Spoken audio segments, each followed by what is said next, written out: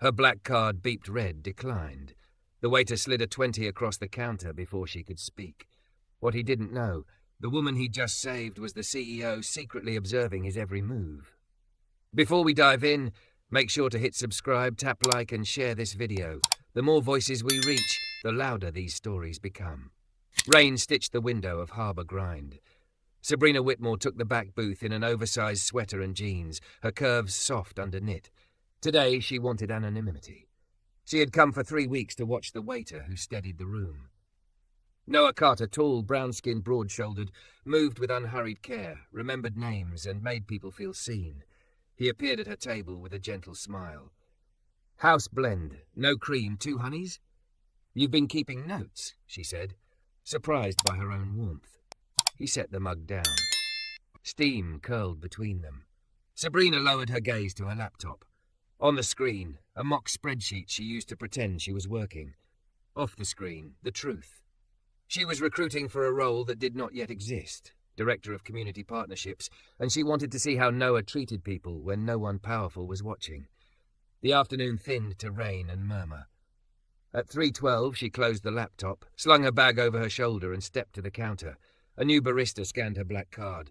The terminal chirped. The word declined flashed red. Heat climbed Sabrina's neck. That card could buy out the pastry case and the espresso machine in one swipe. It had to be a fraud hold from her daily visits. "I'm so sorry," the barista stammered. "Maybe try again?" Before she could answer, Noah was there. He slid a 20 across the counter, voice low. "It's covered." "You don't have to do that," Sabrina said. Humiliation and something else, tenderness, warred in her chest. He shrugged.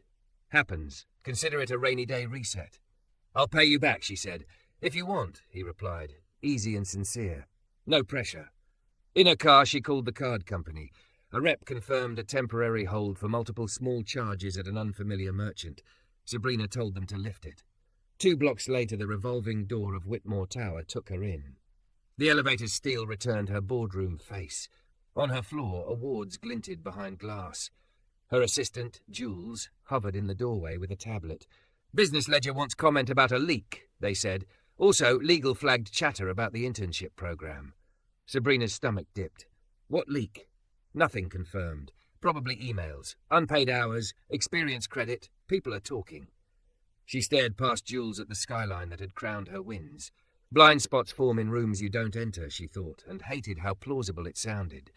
She had built a company on clean margins and precision. She had not built it to hide harm. At 4, she sat with legal, who spoke in careful phrases: exposure, mitigation, precedent. "We should get ahead of this," the general counsel said. A firm statement, tight language, do not admit liability. Narrative management was Sabrina's native terrain. But Noah's voice hummed at the edge of her mind. No pressure. He'd made a choice because it helped, not because it spun well. Her phone buzzed with an unknown number after the meeting.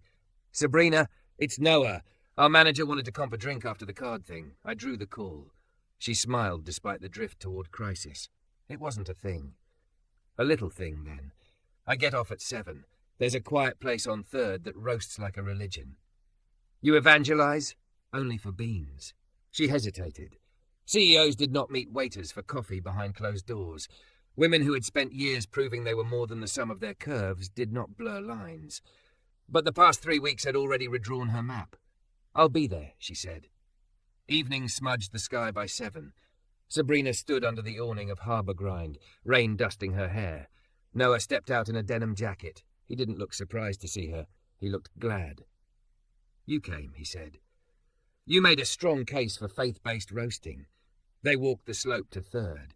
The small roastery smelled like toast and orange peel. They found a table by a fogged window. The barista pulled shots with unshowy patience. "So," Noah said, wrapping his hands around his cup, "what's the story?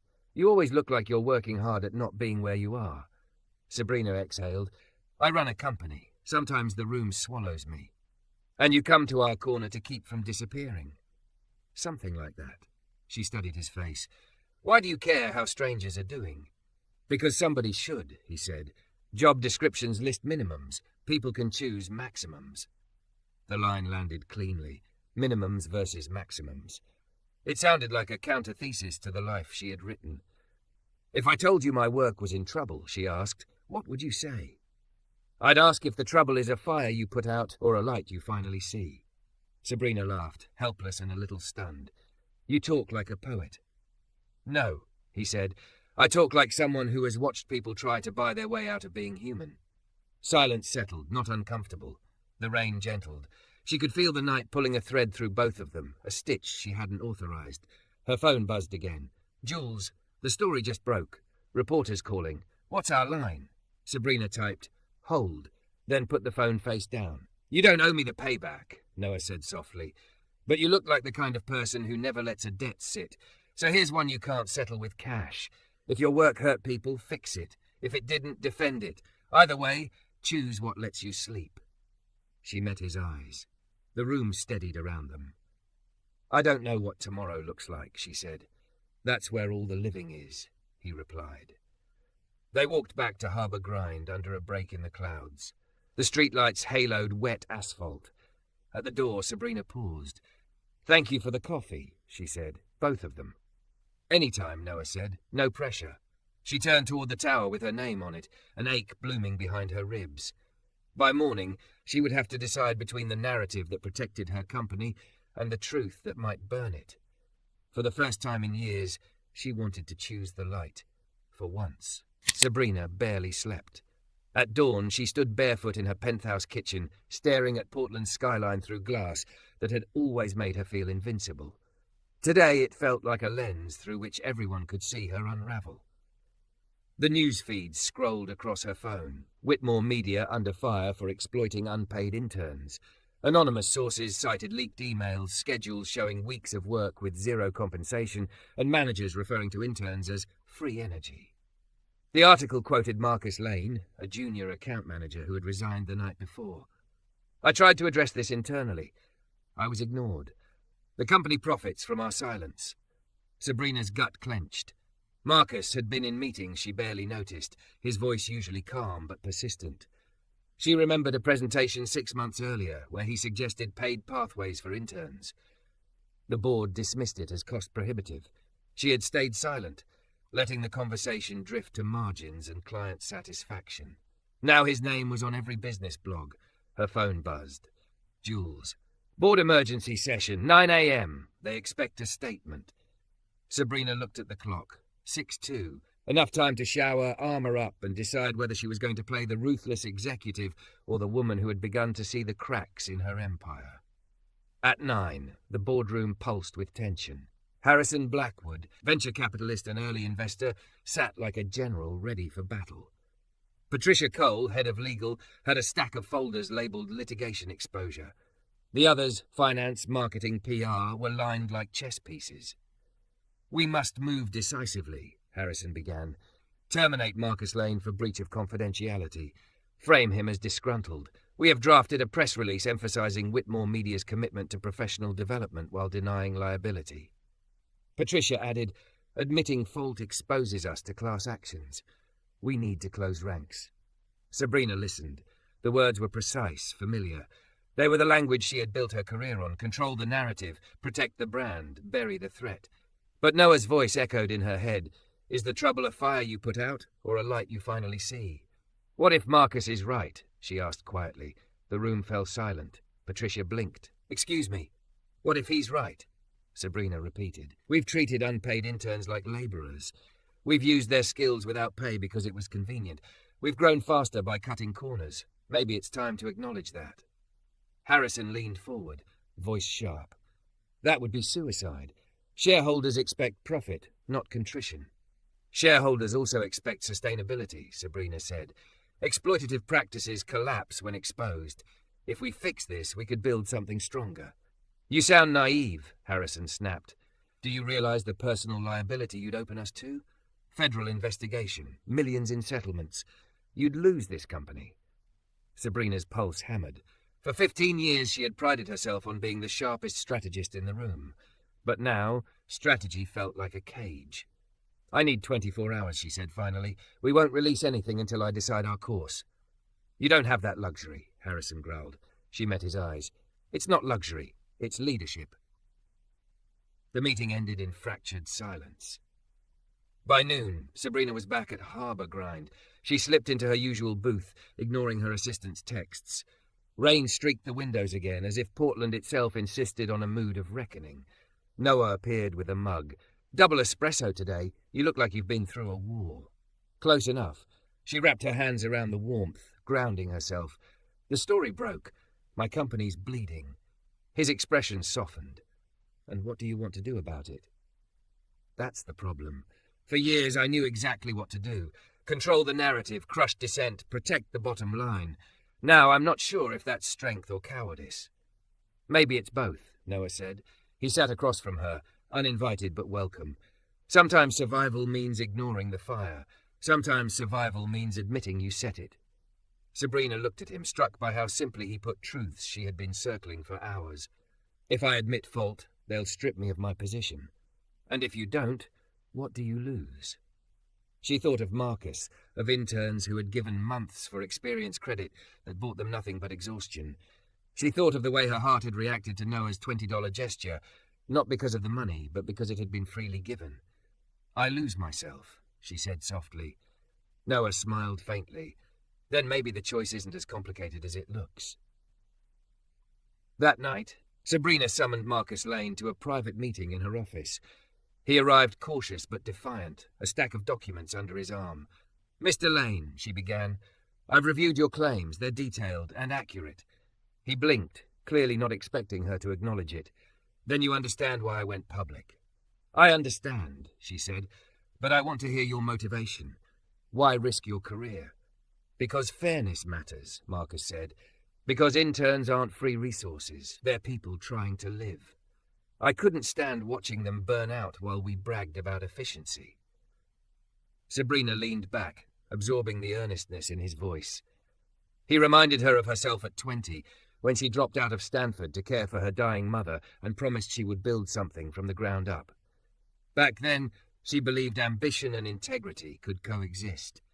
Somewhere along the way, profit drowned out principle. "What would you do if you were in my seat?" she asked. "Convert unpaid internships to paid roles with growth tracks," Marcus said without hesitation. "Transparent wages, mentorship programs, real investment in people." Sabrina nodded slowly. "Costly, but sustainable." He gave a small, almost incredulous laugh. "You're considering it?" "I'm considering whether keeping this company is worth more than making it right." Marcus studied her, suspicion and hope battling in his eyes. "Most CEOs don't think like that." "Maybe most should." At midnight, she found herself driving without destination. The city glowed wet and restless.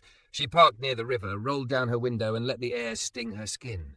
Her phone buzzed. A text from Noah. "Sometimes the hardest part isn't seeing the light. It's choosing to walk toward it." She typed back before she could stop herself. What if walking toward it means losing everything?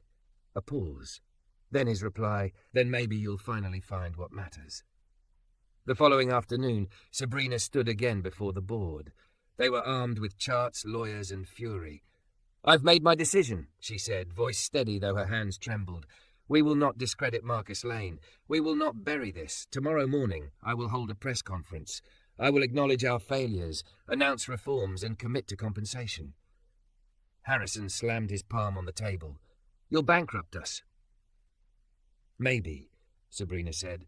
"Or maybe we'll rebuild stronger. But either way, I won't lead by deception anymore." "You leave us no choice," Harrison said coldly. "If you follow through, we'll vote you out." Sabrina's chest tightened, but clarity cut through the fear. "Then do it. But when people ask what Whitmore Media stands for, they'll know where I stood." That evening she texted Noah. "Still want that second coffee?"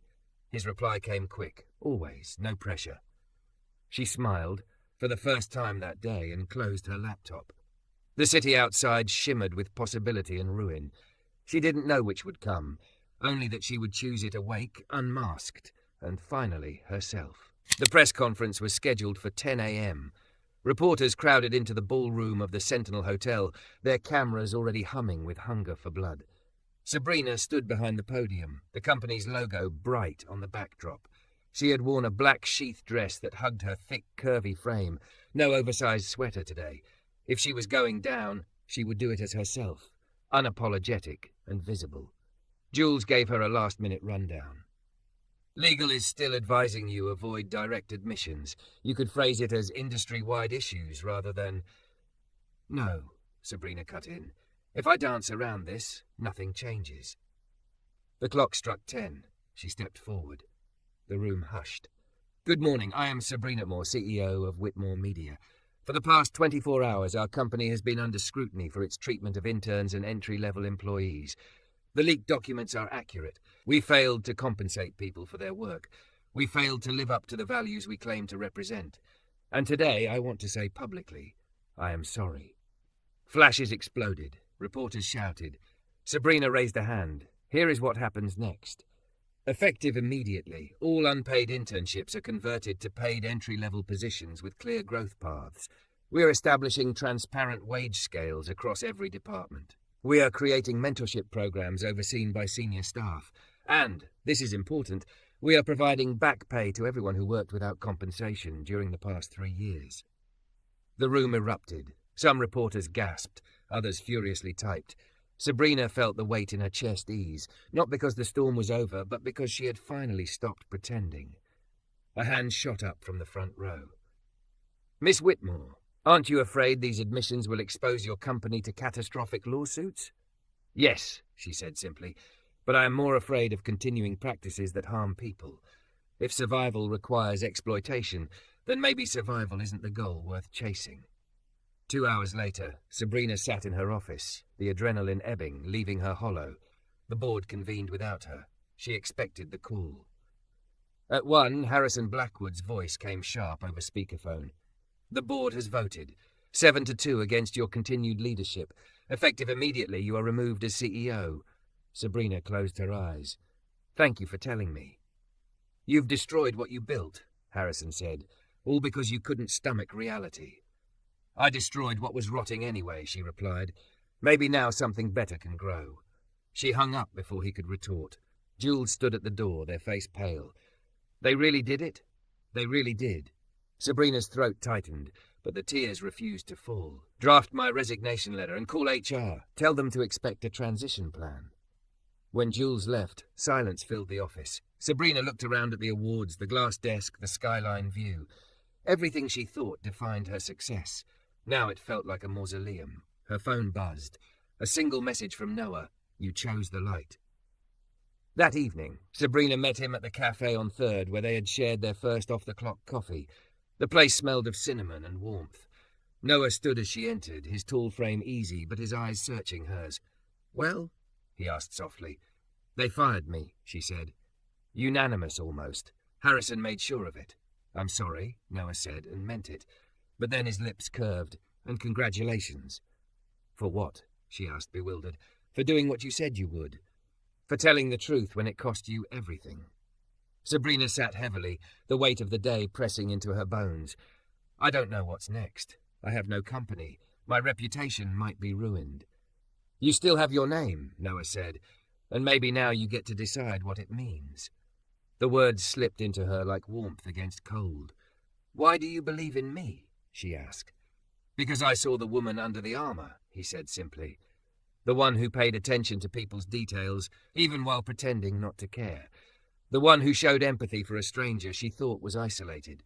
That woman is worth believing in. Sabrina swallowed hard. For years, men in her industry had admired her brilliance, her body, her success. But none had looked past the performance to see her. Noah had. I'm not used to being vulnerable, she admitted. Then maybe it's time to practice, he replied. The next weeks were chaos. Lawsuits loomed, headlines blared. Sabrina retreated to her penthouse, stripped of schedule, haunted by silence. But Noah came, sometimes with coffee, sometimes with nothing but presence. He filled her apartment with laughter, stories of his Peace Corps days, quiet conviction that people mattered more than systems. One night, as rain hammered the windows, Sabrina asked, Why do you stay? You could walk away from this mess. He looked at her, steady and unflinching. Because love isn't about conditions. It's about showing up when the world doesn't. The word love hung between them, startling and true. Sabrina's breath caught. For years she had commanded boardrooms, closed million-dollar contracts, silenced rivals. But this was power of another kind. I don't know how to do this, she whispered. Neither do I. Noah said, reaching across the couch to take her hand. So let's learn together. 6 months later, Sabrina stood in a smaller, humbler office. The sign on the door read Ethical Media Collective. Beside her, Marcus Lane organised files, while former interns, now salaried employees, bustled around. They had pooled their severance packages and savings to build something new, an employee-owned cooperative dedicated to fair wages and transparent practices. This isn't empire, Marcus said one afternoon, but it's honest. And maybe honesty is the real empire, Sabrina replied. Her phone buzzed. A message from Noah. Dinner tonight? I'll cook. My place. She smiled. Once she had measured her days by stock prices and client acquisitions. Now she measured them by conversations, by integrity, by the warmth of a man who had bought her coffee when her card declined. That night she sat in Noah's modest apartment, the smell of garlic and basil filling the air. He set a bowl of pasta in front of her, casual and unpretentious. Fancy, she teased. Don't get used to it, he grinned. I'm better with coffee. Sabrina laughed, the sound free and unguarded. I think you're better with people. He reached across the table, lacing his fingers with hers. And I think you're better when you let yourself be one. Sabrina squeezed his hand, her heart full. For the first time in years, she wasn't performing. She wasn't calculating. She was simply being. And that, she realized, was the real success she had been chasing all along. The co-op office smelled of strong coffee and fresh paint. 6 months had stretched into a year, and Ethical Media Collective was no longer a fragile dream, but a living organism, buzzing with meetings, collaboration, and late-night pizza runs. Sabrina sat at a round table with Marcus and 3 former interns, now junior partners.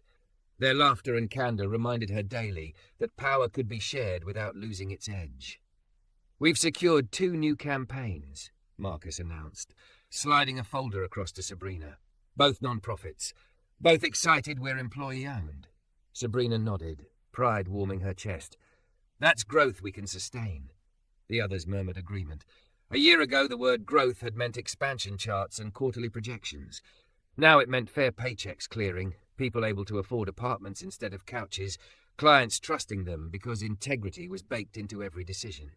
Still, whispers of doubt lingered. Former colleagues called her reckless. Business journals alternated between lauding her courage and mocking her downfall.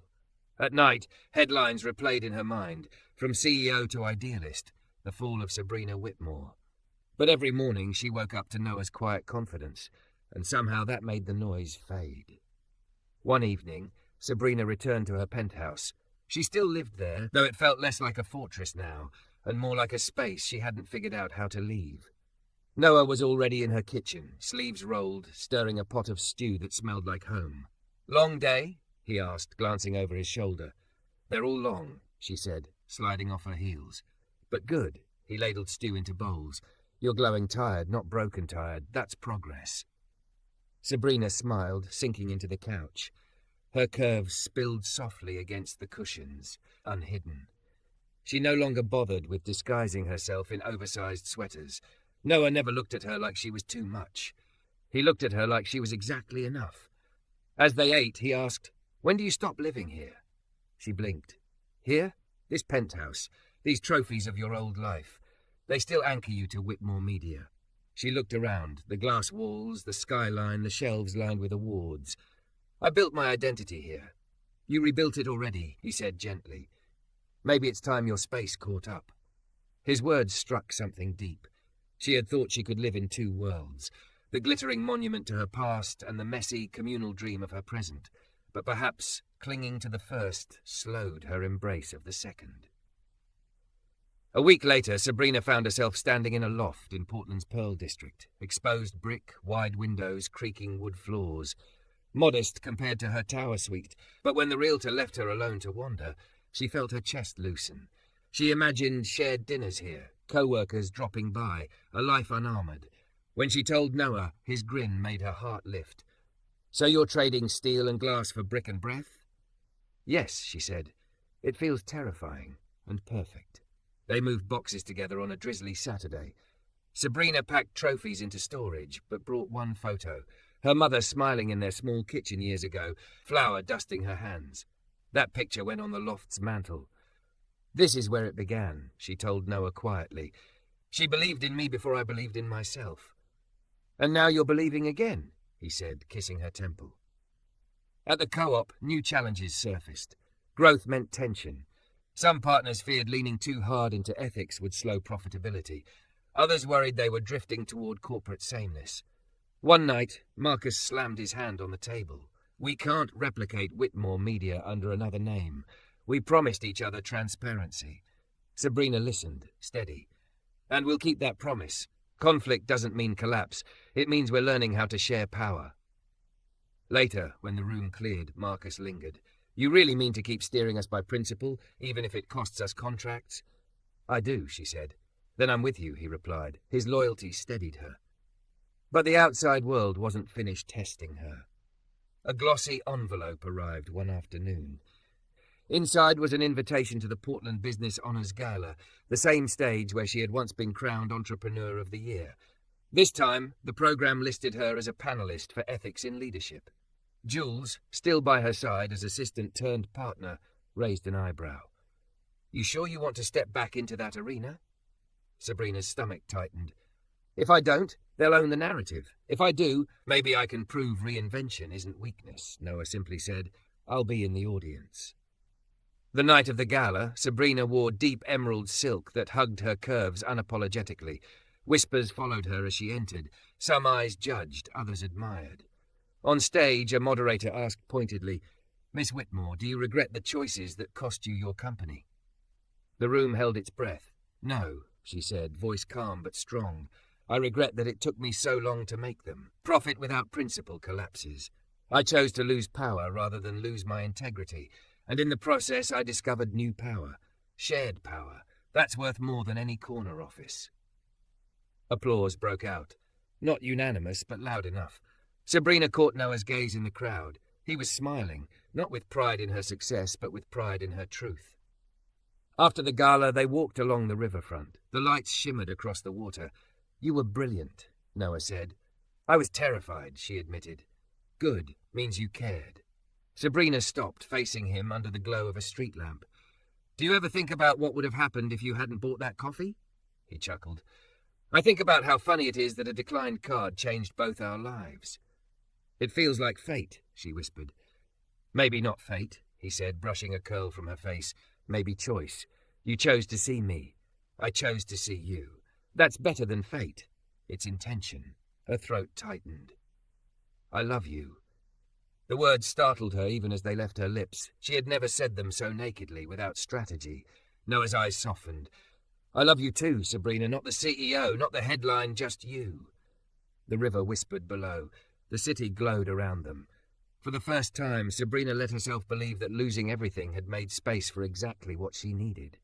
Weeks later, in the loft filled with cardboard boxes and laughter from colleagues, Sabrina stood by the window as Noah wrapped his arms around her waist from behind. You okay? He asked. She leaned back against his chest. I'm more than okay. For years I thought strength meant standing alone. Turns out it means standing with people who matter. He kissed her cheek. Then you're stronger than ever. And as the rain tapped lightly on the glass, Sabrina realized she was no longer haunted by what she had lost. She was alive in what she had found.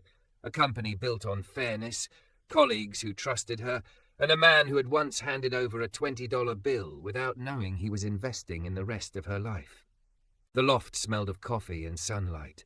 Morning light spilled across the hardwood floors, catching on stacks of books and mismatched mugs. Sabrina padded barefoot from the kitchen, her curves wrapped in a loose robe, hair undone. Noah sat on the couch with his laptop balanced on his knees, a mug of dark roast in hand. You're working before breakfast again, she teased. Not working, he said with a grin. Reading proposals from the co-op. They're actually exciting. That has to be a first in corporate history. Sabrina laughed, curling beside him. A year ago, mornings had meant conference calls, tight dresses, and steel towers. Now they meant sunlight, community proposals, and Noah's warmth pressed against her hip. Yet despite the peace, a knot still twisted in her chest. The board meeting's today, she murmured. He set the mug down. Not your board anymore. They want me to come, she said. Whitmore Media. Yep, they're holding a vote on whether to shut down entirely or restructure. Harrison called last night. He asked me to make a statement. Noah raised an eyebrow. And what did you say? I said I'd think about it. She stared out the window. The skyline glittered, the old tower visible in the distance like a monument to another life. Part of me wants to wash my hands of it, but part of me wonders if my silence makes me complicit. Noah leaned closer. So ask yourself, is this a fire you need to put out, or a light you need to walk toward? The same question he'd asked the first night they'd sat together. Sabrina breathed deep, maybe both. The boardroom felt smaller now, though nothing had changed. Harrison sat at the head of the table, jaw set like carved stone. Patricia Cole leafed through files with sharp precision. When Sabrina entered, the room stilled. "Thank you for coming," Harrison said, clipped. "Despite our differences, we need your perspective." Sabrina sat. "What's the situation?" Patricia answered. "Our reputation remains damaged. Clients have fled. We're bleeding money. The options, dissolve Whitmore Media or rebrand under new leadership with stripped-down operations, both mean layoffs." The words sliced through her. She remembered the intern's tired eyes, the late nights, the unspoken desperation. She remembered why she'd spoken the truth. "Neither option addresses the root problem," she said. Harrison scowled. "Spare us your moral speeches. The company needs survival, not sermons." "Survival without integrity isn't survival, it's decay," she shot back. "If you dissolve, at least admit why. If you restructure, don't pretend it's a fix. Until you put people first, nothing changes." A murmur rippled across the table. "You want us to hand over the company to your co-op?" Harrison sneered. "No," Sabrina said evenly. "I want you to learn from it. We proved you can be ethical and profitable, but if you'd rather cling to power than evolve, then yes, close the doors. Let something better grow in the ashes." Her words echoed. For a long moment, no one spoke. Finally, Patricia closed her folder. "She's right. The culture is too rotten to salvage. Better to end it honestly." Shock flickered across Harrison's face. He banged his gavel. Motion to dissolve. Hands rose, one after another. Sabrina did not vote. She only sat in silence as the company she had built from nothing officially ceased to exist. That evening she walked the riverfront with Noah. The air smelled of rain and cedar. "It's over," she said softly. "Whitmore Media is gone." He slid his hand into hers. "And how do you feel?" "Like I should be broken. But I'm not." She paused, letting the river's shimmer reflect her calm. "I feel free." They stopped at the railing. Noah studied her face. "Because you finally let go." "Yes, and because I know what comes next." She turned to him, heart racing. "Noah, I want you to build with me. Not just the co-op. Life, home, everything." His eyes warmed, steady and unshaken. "I've been building with you since the day your card declined." She laughed, breathless. "Then consider this my official proposal." He grinned. "Sabrina Whitmore, are you asking me to marry you?" "Yes," she whispered, her eyes burning. "Because you saw me when no one else did. Because you loved me when I had nothing left to bargain with." Noah cupped her face, kissed her softly. "Then yes. 1,000 times yes." The wedding was nothing like the galas Sabrina once attended. It was held in the loft, strings of lights woven across exposed beams. Former interns, now colleagues, danced barefoot. Marcus raised a glass, toasting their union as much as their new vision of business. Sabrina wore ivory satin that hugged her curves proudly. Noah stood tall beside her, eyes steady, smile wide. "You're radiant," he whispered during the vows. "You're home," she replied. When they kissed, applause shook the rafters. The loft glowed with warmth, not wealth. Months later, Sabrina stood at the front of a packed hall presenting Ethical Media Collective's first annual report. Charts glowed on the screen. Revenue up 30%, turnover down, employee satisfaction at 90%. "This," she told the audience of young entrepreneurs, "is proof that doing right is not weakness. It is strength. We built this not on exploitation, but on trust. Not on fear, but on fairness. And we thrived." The crowd erupted in cheers. Sabrina stepped back, catching Noah's gaze. He stood at the edge of the stage, pride in his eyes. Later, as they walked home under Portland city lights, he asked, "Do you miss it? The empire?" She shook her head. "Empire without people isn't empire. It's prison. What we have now, our love, our work, that's freedom." At night, lying in bed with Noah's arm draped across her, Sabrina thought of the first day she'd sat in Harbour Grind. a stranger then playing CEO spy. Her disguise had been an oversized sweater, her armor intact. She remembered the sting of embarrassment when her card declined and the way Noah had covered it without hesitation. That $20 bill had been more than kindness. It had been a seed. From it grew courage, collapse, love, and rebirth. She whispered into the dark, "You changed everything." Noah stirred beside her. "No, you did. I just bought the coffee." She smiled, closing her eyes. The future stretched wide and unwritten. But she knew this. Whatever storms came, she would face them with him, with her people, with integrity. Because sometimes the smallest act, a declined card, a paid coffee, wasn't an accident. It was the beginning of a story that would burn down an empire and build something better from the ashes. And Sabrina Whitmore, once the ruthless CEO, now the woman who chose love and ethics over profit, had never felt richer in her life.